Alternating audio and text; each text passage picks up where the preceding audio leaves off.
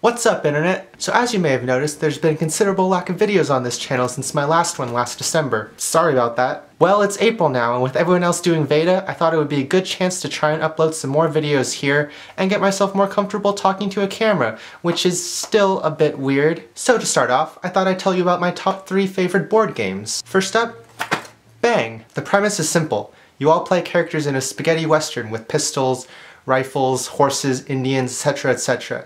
And everyone has a specific goal that they're trying to work towards throughout the game. The goals depend on your role in the game. The sheriff and the deputies want to drive the outlaws out of town, while the outlaws want to drive the sheriff out and take over, and the renegade just wants to be the last one standing. It gets interesting because the roles are hidden in the beginning, so there's a lot of guessing who's on your side and who's against you, and trying to figure out who's who without giving yourself away too early. Fun fact, my copy of Bang comes in this giant metal bullet, which is always awkward when I'm taking it on a trip and have to explain to airport security why I have a giant bullet-shaped thing in my luggage. Next up, Epic Spell Wars of the Battle Wizards, Duel at Mount Skullsfire. In Spell War, you play wizards who have been summoned by the power of Mount Skullsfire to duke it out in a no-holds-barred magical battle royale. The game has a very tongue-in-cheek attitude and pokes fun at a lot of fantasy and RPG tropes. The art is pretty great too. It has a very Adventure Time-like feel, which I love.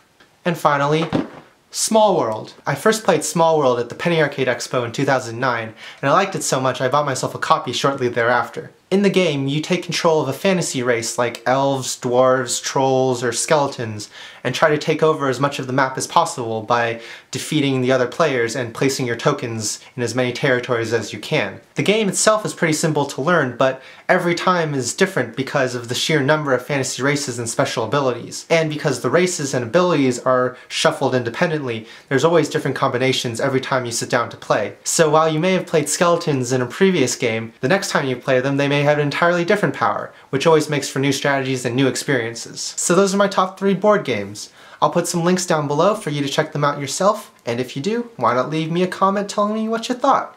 Or you could just leave me a comment telling me about your favorite games, and we can share some experiences. Until next time.